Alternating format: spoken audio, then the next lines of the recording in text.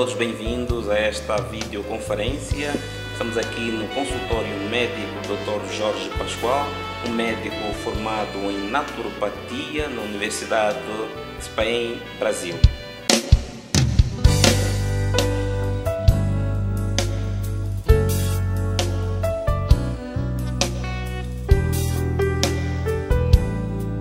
Vamos começar agora então a entrevista com o Dr. Jorge Pascoal, que poderá nos explicar acerca da hipertensão arterial. Doutor, o que é ser médico naturista? Queremos que o doutor explique isso lá em casa, para que o telespectador saiba quem é o doutor afinal. Obrigado. Médico naturista é um termo generalizado. Em linhas gerais, todos os terapeutas da área de medicina alternativa usam o termo médico natural. Mas nesse ramo existem subdivisões, como por exemplo os naturopatas, os homeopatas, os acupunturistas, em linhas gerais ocidentais e orientais.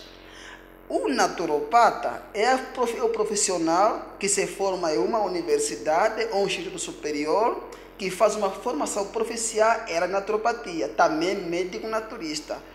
Só é médico naturista aquele que passa em uma universidade e cujo é credenciado com certificado superior. Os terapeutas naturistas são funcionários ou praticantes de medicina alternativa que não têm nenhuma formação superior. Eles trabalham como existem as enfermeiras em outras áreas, então não pode ser médico naturista. Esse termo é atribuído somente ao profissional, seja ele homeopata, acupunturista, praticante de yoga, mas com uma graduação superior, médico naturista. Doutor, o que é hipertensão arterial? Falando sobre hipertensão arterial, nós estamos a falar de um problema de saúde que faz parte de uma esquadrilha mortal. Hipertensão arterial, em última definição, é o estreitamento das artérias e quando o coração a bombardear o sangue atrita contra a parede arterial. Isto é uma hipertensão arterial. Mas, para ser muito claro, eu gostaria de explicar um pouco sobre o sistema circulatório. O nosso coração trabalha como uma bomba. Dentro dele a gente faz um corte longitudinal, encontramos um átrio esquerdo, um átrio direito, um ventrículo esquerdo, o ventrículo direito. O sangue sai por uma artéria esquerda e se espalha para o cérebro, para os pés e todo o corpo. Ele retorna de novo para o ventrículo direito e nesse momento, antes de retornar, ele fica pobre em oxigênio. Então os pulmões têm que oxigenar. Esse sistema circulatório é que tem que ser normal. Quando todos os vasos, tanto as artérias, como as veias, como os capilares estiverem limpos, não houver nenhuma interrupção no meio delas, acontece que a nossa pressão é normal, o nosso coração vai palpitar, vai bater 70 vezes por minuto, variando 65, 75, 60. Se isto acontecer, a pressão está normal. Mas quando encontrar uma interrupção, quando haver um estreitamento na artéria, o sangue ao coração palpitar, ele vai atritar contra a artéria. Esse atrito que ele faz com que se estreite. A hipertensão arterial, maravilhosamente entendida na medicina, é como um vaso comunicante.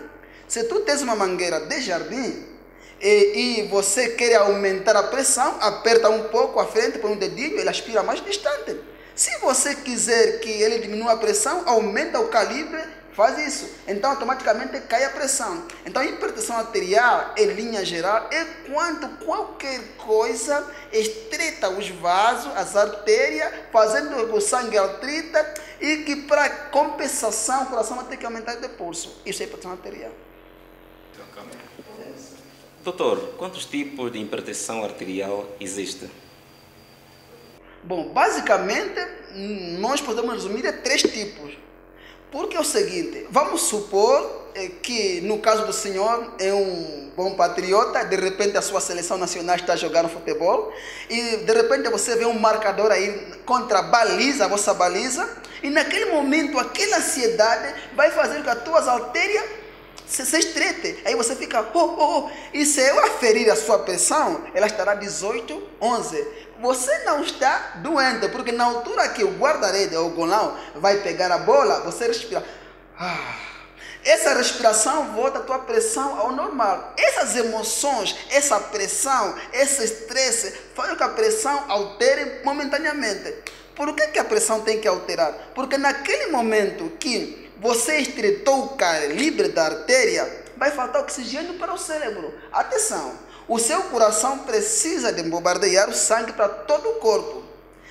Isso não acontece se a artéria ficar estreitada. E então é uma necessidade do corpo de aumentar a pressão quando as artérias estiverem estreitadas, não ficando doente. Você não precisa de medicamento para isso, porque basta você relaxar, automaticamente a pressão se ajusta. Nesse caso, essa pressão arterial é uma hipertensão temporária, que não precisa de tratamento. Na verdade, essa hipertensão acontece conosco todos os momentos, mas só que a vantagem é que nesse momento a artéria é maleável, ela tem uma elasticidade, ela se estreita quando você está sob pressão, a pressão baixa, ela sobe, quando você, depois da crise, você relaxa. Essa hipertensão não precisa de tratamento. Só quero refutar um conceito sobre essa medicina. O coração é uma bomba. E o nosso corpo não precisa se tratar, porque na hipertensão arterial, a hipertensão arterial é normal para o corpo, nessa situação, porque você criou uma estresse. Mas tem outra hipertensão arterial permanente, qual? Aquela que o canal da artéria fica estreitada por longo tempo. Você vai medir 15 vezes consecutivas a hipertensão do seu paciente manter-se alta. Nesse momento existe uma esclerose, quer dizer duro, um endurecimento da artéria. Ele já não faz aquela flexibilidade, se estreitou uma vez e permanece assim. Nessa situação, e para você viver, o seu coração precisa bombardear. Mesmo que o sangue que passa nesse espaço é pouco, mas uma vez que o coração aumenta de pulso, o que vai acontecer? É uma compensação, ele vai chegar ao cérebro. Então, só que neste momento, se esse for já normal, e nesse momento você se estressar mais, ele vai se estressar mais, daí vai começar crise, essa hipertensão duradoura que precisa se tratar. Mas tem a terceira hipertensão, chamada hipertensão arterial maligna. Não sei se você já ouviu falar sobre hipertensão arterial maligna. Essa é causada por abuso de medicamentos. Quando o paciente se trata muitas vezes, nós vamos falar depois ao longo do tempo, mas só para resumir, um tratamento longo com muitos medicamentos faz com que o seu rins não consiga mais trabalhar e cria uma pequena insuficiência renal e nesse momento é o fim do tratamento. Quando o paciente tiver uma hipertensão arterial maligna, ele pode tomar todo o medicamento do mundo, a pressão não baixa. E nesse momento, se ele vai ter uma crise de AVC, se vai ter um infarto, é só questão de tempo e do estado seu emocional. Então, são esses três tipos de hipertensão arterial. Doutor, o que fazer quando a hipertensão arterial não baixa? Eu acho que essa é a pergunta que todo mundo gosta de colocar. O que fazer quando a pressão arterial não baixa? Mas não seria a pergunta mais correta. A pergunta que as pessoas deviam colocar seria: o que eu fiz para que a minha pressão se tornasse alta? Mas as pessoas se preocupam só fazer. Tanto o médico hoje como o doente, se preocupa o que fazer. Doutor, o que fazer? O médico também começa a criar um problema, que eu chamo que uma parte do terrorismo não está no Oriente, também está no consultório. O médico, a pessoa informada, às vezes é o primeiro a passar o terrorismo no seu paciente. Tem que tratar, tem que fazer aquilo. Então o paciente fica, doutor, o que fazer? Não. Se você dizer o que fazer, o médico vai dar algumas orientações. Só que essas orientações, como você não entende a causa da doença, vai ser estressante. Imagina você ter que tomar medicamento da hora, vai ter que cobrir uma dieta. Enfim, isso tudo é estressante se você não entender. Mas se você fazer essa pergunta, o que eu fiz? Por que a minha pressão ficou alta? Essa é uma pergunta inteligente, porque você vai eliminar as causas. Nesse caso, você vai se ligar na lei da medicina. o pai da medicina que diz suplata causa, tolito efeitos, ou seja, trata as causas, não efeito. Então, a primeira coisa, quando a pressão estiver alta, o ser humano deve refletir, porque eu disse que essa situação para o corpo é normal, só não é normal para você e para o seu médico, porque numericamente, e nós já metemos um conceito, eu não sei onde que nasceu isso, de que quando a pressão sistólica, aquela menor, eu vou repetir atrás, veja, o seu coração se contrai, ao contrair o coração, o sangue sai. Essa contração, quando atritar na artéria, aparece aquele número chamado sistole, a pressão sistólica. Só que dizem que tem que ser 12 a 13,5, na mulher é 11, ali está, que a diastólica deve estar entre 10 a 7. Esses parâmetros que nós metemos faz com que quando tem uma alteração aqui, a gente começa a se preocupar, doutor, o que fazer? Mas eu não concordo muito bem com essa colocação. Veja uma coisa, que falo contigo, se eu aferir a minha pressão agora, ela não passa de 10. Ele vai dar 9,5. Eu não sou hipotenso. A diastólica dá para ir 6. O meu coração com as artérias limpas não necessita de um pulso acelerado, porque elas não estão estreitadas. Mas se o meu irmão tiver um pequeno estreitamento, aí o pulso vai ter que aumentar. Então, quando a gente acontece, temos que pensar a personalidade, a pessoa em si em causa. Porque o tratamento, quando muito falado, não funciona para tudo, deve ser personalizado. Porque de acordo o meu estilo de vida vai influenciar para poder saber as causas. Então, a melhor coisa, quando temos a hipertensão arterial, não é apenas o que fazer, é o que eu fiz de errado para que a minha hipertensão subisse alta. Esta é a resposta correta para esta pergunta, para começar. A hipertensão arterial pode influenciar na insuficiência renal e visual? Sem dúvida, meu amigo. Veja muito bem, como eu disse, o sangue sai dos pulmões, ganha oxigênio, entra nas artérias, sai do corpo, mas ele, como vai trabalhando, vai ganhando toxina. Então, nós temos um filtro, que é o rim. Ele tem glomérulo, que são pequenos filtros que vão tirando ácido úrico, purina, ureia, sal, qualquer coisa tóxica, eles vão eliminando. E se aí o sangue chegar com muita toxina, com muita pressão, vai criar alguns problemas. Mas esses problemas da hipertensão e o rim não são tão graves em si mesmo assim, tal quando o doente estiver sobre medicação. Nós depois vamos falar sobre esse ponto, mas quando mais, porque uma droga, o nosso corpo não consegue definir entre droga legal e droga ilegal. Tudo isso para ele é um veneno que emergência entra para poder ser eliminado. Nessa questão de medicação diária, ali sim acontece uma sobrecarga renal. Agora, sobre a visão, é claro, porque a hipertensão arterial, por isso que eu sempre digo que não é uma doença em si mesmo do coração, é uma doença das artérias. Só que quando o sangue não pulsa, não sai, a bomba vai sofrendo. Então ele pode ser causa de doença cardiovascular. Mas veja, no cérebro, quando houver um estreitamento nos capilares, vai acontecer uma isquemia. O sangue não vai conseguir afluir completamente ao cérebro. E essa isquemia pode fazer inflamar o nervo óptico. Lembra que tu tens 100 bilhões de neurônios dentro do cérebro. E eles são eletricidade, eles precisam de água, de oxigênio. O sangue tem que levar isso. E quando o coração não consegue levar o sangue, então cria um problema do sistema nervoso, inflama o nervo óptico e cai a visão. Sem que o doente tenha em si mesmo uma doença do propulsório. Doutor, qual é o perigo uma mulher pode ter caso tenha hipertensão arterial na gravidez? Bom, eu acho que, em princípio, se é uma pessoa, se é um ser que nós podemos se preocupar, é uma mulher grávida, porque dentro dela está se criando um ser e todo momento ela sofre de mitose, as suas células vão se dividindo para dando vida a outra criatura. Então, ela não pode ser assustada, não podemos despertar, ela não pode sofrer fortes emoções.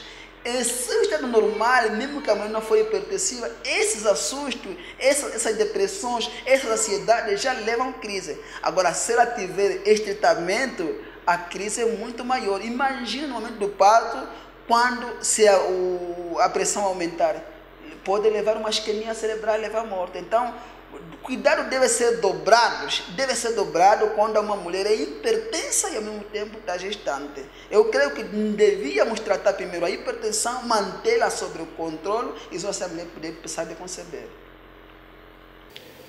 Doutor, quais são os cuidados a ter para se obter um resultado correto antes de medir a pressão arterial? Certo. Eu já falei que quando o paciente chega no consultório, geralmente tem a síndrome de jaleco branco, aquele medo do médico. O que eu faço, por exemplo? Os pacientes, quando chegam, eu mando sentar eles inspiram e respiram. Nós podemos criar uma conversa diferente, um pouco mais abrangente, para que ele esteja mais livre. É só assim que devo ferir a pressão, porque ele, naquele momento, a gente vai medir e fica mais alto. Ela diz, olha, doutor, eu medi em casa, estava 12, agora aqui está 14. Sim, porque ele está sob pressão do jaleco branco. A melhor maneira é deixar o paciente mais à vontade. Por isso é que o médico tem que ser amigo do paciente. E nesta condição, neste momento, é preciso que o paciente entenda que está diante de alguém que pode lhe ajudar. Não é aquele que vai ameaçar, abafar, dar aquele, porque os médicos nós temos muito essa coisa. O paciente, já que a pressão está alta, não, você também se cuida muito mal. Essa maneira de atacar o paciente faz com que aumente a pressão. Em vez de ajudar, a gente vai prejudicar. Então, tem que ter um momento de repouso, uma coisa assim como bebeu água, já repousou, senta um pouco aqui, ele inspira 5 vezes, respira 5 vezes, pode alongar ainda no consultório, esticar um pouco os braços, aí você vai ferir a pressão, e ali dá de rear. Mas tem outra coisa que eu sempre falo, nós temos que aferir os dois lados. É paradoxo que muito médico não entende isso, que se um paciente tiver um coágulo em um dos lados, a pressão será menor do que no outro. Então você vai medir num sítio 12, vai medir no outro está 15, 16. Essa diferença é muito importante. Para o regra, deve haver diferença de 1 milímetro de mercúrio entre um lado e o outro. Quando a sístole está 13 no esquerdo, mais próximo do coração, deve estar 12 no direito. Assim, o paciente tem uma harmonia na circulação. Lembre que é um problema circulatório como um todo, não só dos vasos. Então, essa maneira de medir dois lados vai facilitar saber como a circulação do teu paciente está indo. Então, de maneira mais correta, primeiro, ele tem que respirar, descansar, sentir-se à vontade, depois aferir os dois lados.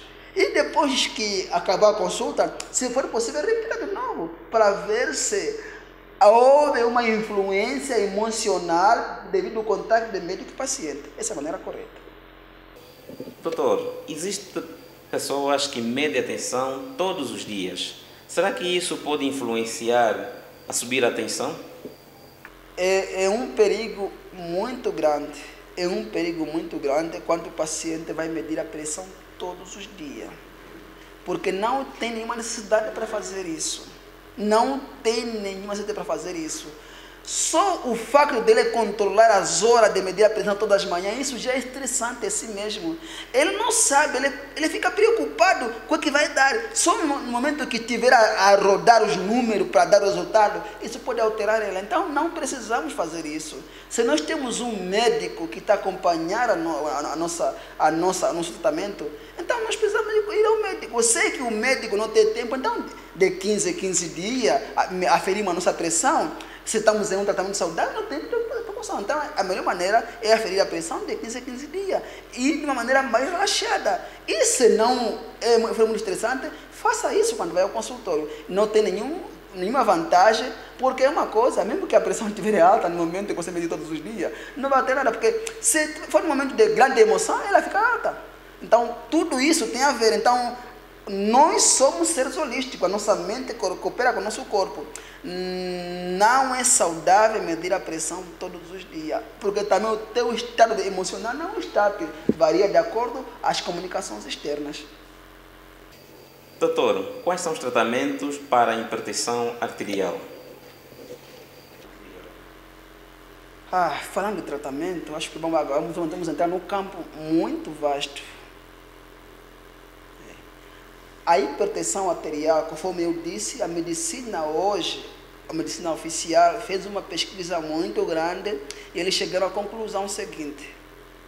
Bom, já que o teu sangue, entenda muito bem, já que o teu sangue está chegando muito e está a atritar contra as artérias, e isso está fazendo a pressão aumentar, então vamos começar a dar diuréticos. A primeira medicação que eles dão é diuréticos. O que faz o diurético? É diminuição do volume de sangue. Olha, você tem muito sangue, está se empurrando nas artérias, vamos diminuir um pouco de sangue, para que esse sangue que é pouco não consegue mais bater contra as artérias e a pressão se estabiliza. E nesse momento, quando dá um diurético, você perde minerais, você perde cálcio, você perde magnésio, você perde muitos íons, que é ruim para a sua saúde, mas numericamente você ganha, porque quando você vai chegar no médico, vai aferir a pressão, está normal. E tanto o médico como você ficam felizes. Mas tem alguém que não fica feliz. Eu conheço 2 seres que não ficam felizes. O primeiro é o Criador que mantém a tua vida. O segundo é o teu rim. O rim vai ver que está chegando pouco sangue. E ele vai pensar, mas o que está se passando? Então ele vai enviar uma mensagem de longa distância, um telefonema para o cérebro. E o cérebro, quando interpretar aquela mensagem, vai pensar, tudo bem, não tem nenhum problema. Vamos fazer o seguinte, eu vou mandar outra mensagem nos adrenais, que estão em cima dos rins. Os adrenais vão produzir noradrenalina, ou seja, aquilo que conhece muito bem, adrenalina. Essa adrenalina vai viajar no sangue. Quando chegar lá no coração, entenda lá nas válvulas do coração, o que eles fazem? Bom, como está indo pouco sangue, o sangue é pouco, não está enchendo o vaso, então vamos aumentar o aceleramento. Então o coração começa a aumentar de pulso. Entende? E nessa relação do pulso do coração, sabe o que acontece nesse momento? Então, embora que o sangue é pouco, mas o coração como bombeia mais vezes, então vai encher de novo o calibre. E o rim agradece, porque vê o sangue a chegar e começa a filtrar. Porque se não filtrar, você morre. Só que ali, nesse momento, você tem que nunca esticar de novo. Aí você vai para o médico, que ele já sabia que você voltaria. Doutor, a minha pressão subiu de novo. De novo? O que se passa? Ele vai meditar, ele já sabe, sim. E sabe o que aconteceu nesse momento?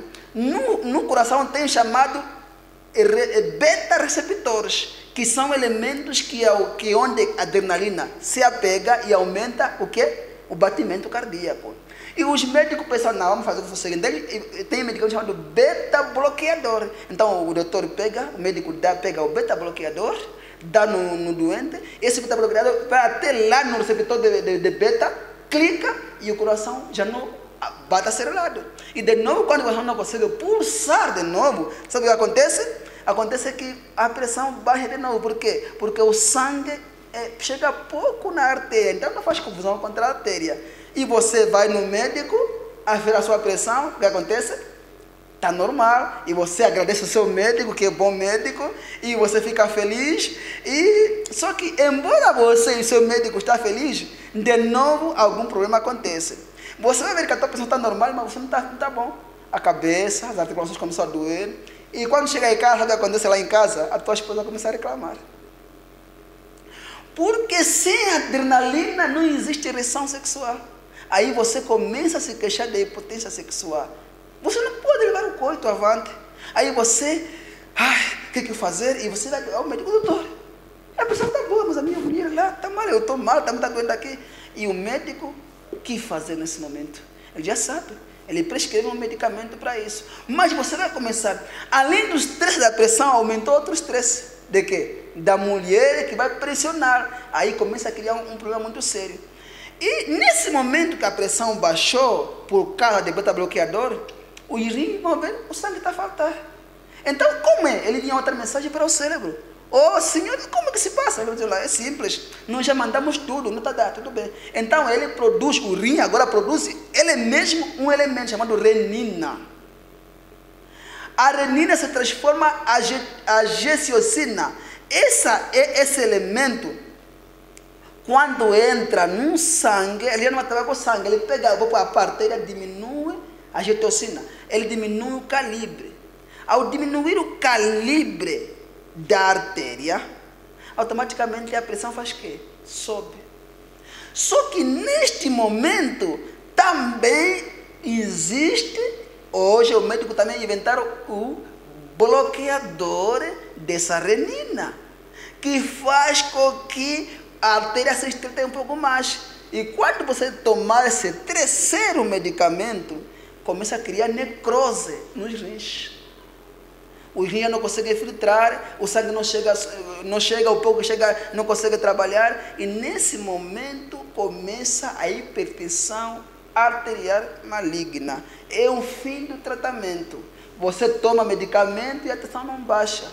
E se vai acontecer um infarto do coração, conforme já disse na primeira parte, se vai acontecer um acidente, é só questão de tempo.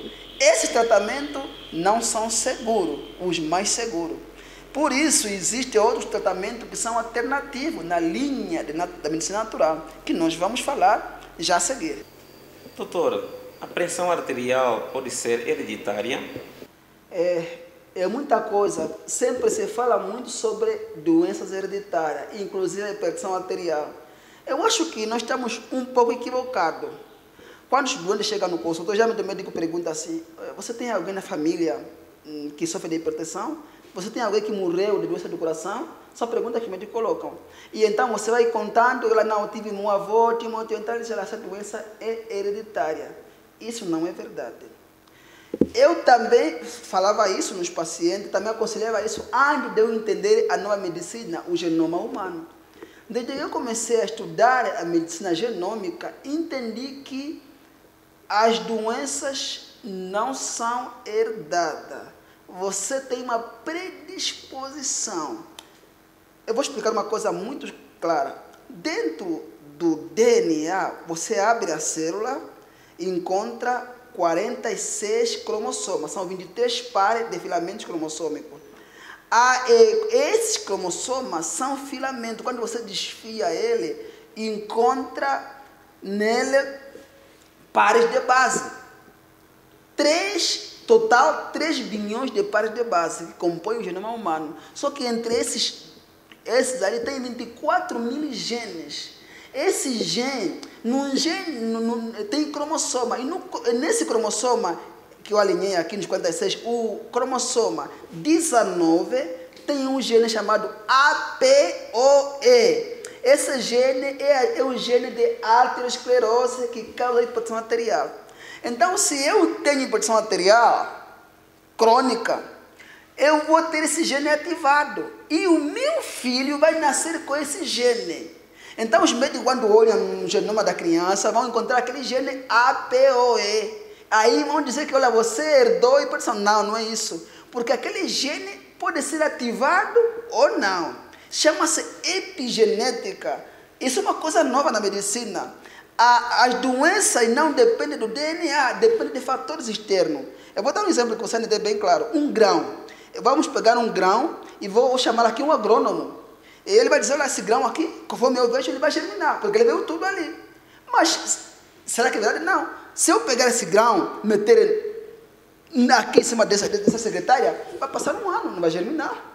Se eu meter no solo onde tem água, o gene é ativado, o que acontece o quê? Germina. Então, quem é uma pessoa que herdou o gene APOE, ele não é hipertenso. Mas se ele viver como vive a mãe, comer o que come os pais, no ambiente, então ele vai sim ativar o gene e ter a hipertensão. Quando uma pessoa diz, não, doutor, mas eu nasci assim, meu pai foi assim, eu também vou ser assim, eu chamo isso de síndrome de Gabriela, sabe? Eu inventei essa doença, mas imagina, esse termo, imagina uma coisa. Antigamente passou aí uma musiquinha que diz assim, eu sou assim, eu nasci assim, eu vou ser assim, eu sou Gabriela. Esse conceito mostra que a pessoa já chega para, o que eu vou fazer se eu herdei isso? Não tem cura, vou ter que... Não é isso. Você pode ativar o gene ou não. Bastou o estilo de vida. Então, você tem uma carga genética predisposta para a hipertensão. Você não vai ser hipertenso se não ativar o gene. Como é que se ativa o gene? Vida estressante, alimentação descuidada, perca de sono, estilo de vida igual, ao que os seus pais tinham, então vai ser necessário aumentar a pressão. O gene estará ativado para entrar em essa ação. Nesse caso, é que você pode herdar um gene dos seus pais e não desenvolver a doença. E você também pode não herdar o gene e desenvolver a doença. Imagina, você que não era hipertenso, não tem nenhum familiar, mas você precisou disso, então o corpo forma um gene e você altera a doença. Então tudo é um estilo de vida. Epigenética depende de fatores externos. As mensagens que nós recebemos, ela pode ligar o nosso gene e desligar. Chama-se metilação do gene no DNA. Isso é uma coisa muito nova. O grupo os metil, os radicais metil, do grupo metil, na medicação, a metilação é algo novo. Nós podemos ligar o gene ou desligar o gene, depende do nosso comportamento. Então, os pais não são culpados por nossa alteração. Tudo isso tem a ver com o estilo de vida. Doutor, quais são os tratamentos para a hipertensão arterial? Na hipertensão arterial, a medicina natural também tem algumas alternativas. Vantajosamente, a medicina natural oferece alguns meios que não têm efeitos secundários de grande preocupação. Ou seja, sem efeitos secundários.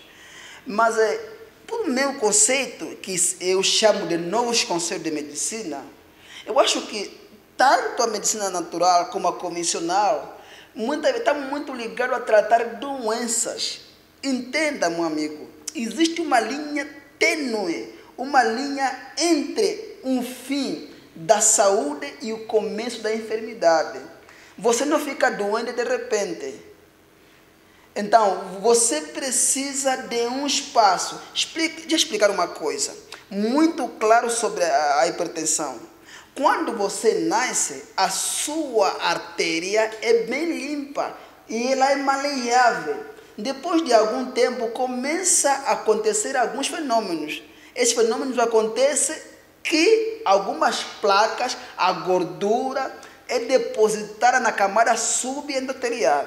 A camada que está depois da camada lisa, do endotélio. Só que essa deposição, nesse momento, vai poder criar placas. O colesterol vai se oxidar, vai endurecer a artéria e isso não torna ela a flexibilidade. A medicina natural, para poder tratar, eu tenho que colocar os conceitos naturais. Um dos conceitos é esse: o que levou a minha artéria a perder a flexibilidade? Foi o colesterol. Acho que já ouviu falar sobre o colesterol LDL, o mau colesterol, e também o bom colesterol. Eu não chamo ele de mau colesterol assim, porque é preciso saber se o colesterol está a entrar na artéria, acho que depois vou ver nas imagens, mas se o colesterol está a entrar nas artérias, onde é que o colesterol saiu? De onde veio esse colesterol mau? Vão entender que ele vem do fígado. O fígado é que o LDL tirou do fígado para poder levar nas artérias. E a minha pergunta é, se esse colesterol está no fígado, por que está no fígado? Onde que o fígado tirou? Também. O fígado vai tirar no sangue devido à alimentação. Então está ligado com o álcool, está ligado com o estilo de vida, ansiedade, tudo isso é um fator importante. Mas eu quero que entenda primeiro o problema, é o cálcio. Hoje existe uma alimentação exagerada em cálcio. Nós vivemos só de alimentos animais, tanto leite exagerado, suplemento de cálcio. Só que o cálcio, para poder chegar nos ossos, tem que ter magnésio e tem que ter vitamina D. E quando não acontecer, ele cria placas. Essas placas não serão eliminadas. E a medicina natural tem alguns meios muito bonitos que eu gostaria de explicar para vocês. Por exemplo, uma raiz muito simples que está na sua mesa, que está na sua casa, que pode resolver o problema. Vamos supor uma coisa que você também não sabe, a beterraba, por exemplo. A beterraba, dentro dela, tem um elemento chamado NO, ou seja, óxido nítrico. Quando você mastigar ele se mistura com a tua saliva, ele libera óxido nítrico, ele quando chegar na artéria, relaxa a artéria. Hoje temos outro tratamento, por exemplo, extrato de uva. A glarinha de uva é um suplemento maravilhoso que também relaxa as artérias e deixa a sua pressão normal. Mas tudo isso, como alimentação, estilo de vida, pouco sal, tudo isso vai depender da personalidade muito grande. Então, quando você devolve à pessoa o que perdeu, é simples. Nós, por exemplo, fazemos o seguinte: eliminamos as gorduras que não são essenciais e aumentamos o essencial. Você tem que aumentar o LDL, o HDL. O HDL, que é o bom colesterol no sangue, ele vai eliminar a placa e estabilidade normal. Hoje a medicina natural ensina tudo isso, mas a primeira coisa é o estilo de vida, é claro, mudar de horário de alimentação, dormir a tempo e hora. Se você fazer isso e tiver um bom tratamento, é claro, vai reverter a pressão. É possível reverter a hipertensão arterial. Muito obrigado, Dr. Jorge Pascoal. Nessa altura estamos a terminar e se tiver mais alguma coisa para acrescentar, os microfones estão em sua inteira disposição. Hipertensão arterial não é só um problema clínico, também é um problema de saúde geral. E eu gostaria de deixar alguns conselhos aqui sobre algumas análises para que as pessoas devem requerir, pedir do seu médico para saber da sua saúde cardiovascular, porque não importa só a pressão numérica, existem alguns fatores muito importantes que interferem. Então, entenda esses testes e peça no seu médico. O exame de homocisteína no sangue, a homocisteína é responsável para endurecer as artérias e criar tensão alta. Então, tem que saber esses níveis. Existe um nível de manutenção, que é 8. Agora, outro exame é o exame de insulina no sangue. Eu não estou a dizer exame de açúcar no sangue, eu estou a dizer exame de insulina. Porque há muitas pessoas que produzem muita insulina que é resistida pela célula. Ele fica a vaguear nas artérias e criando lesões arteriais. Então, deve ver os níveis de insulina que deve estar no estado normal. E outra questão é um mineral muito importante, na verdade é um hormônio chamado coenzima Q10, que eu no consultório, por exemplo, quando a pessoa está com hipertensão arterial, eu pego aquele hormônio em forma de comprimido, dou a coenzima Q10, ele para de tomar medicamentos, porque a pressão se ajusta. E essa coenzima trabalha nas mitocondrias, nas células do coração, que a sua ausência é responsável para doenças cardíacas, inclusive a hipertensão arterial. Então, esses são alguns exames que é necessário que nossos pacientes entendam e peçam aos seus médicos. E outra coisa importante é o estilo de vida. Não é só medicamento, não é só tomar medicamento, seja natural, seja convencional. O conceito deve saber a personalidade. Você tem que mudar o seu estilo de vida, tem que saber amar, perdoar o seu irmão e tem que espalhar felicidade, porque personalidade hoje fala muito uma pessoa muito rancorosa, muito estressada, muito chateia todo mundo. Essa pessoa não tem paz consigo mesmo. Com quando ele vai machucando os outros, ele também fica machucado. Então, o estudo deveria ter tudo a ver. Esse é o meu conselho. E para terminar, pare e pense. A saúde não se encontra na farmácia, se encontra na cozinha. Obrigado. Muito obrigado, caro telespectador, pela sua atenção. Voltaremos nas próximas ocasiões. Até lá. Passe bem, se assim Deus permitir.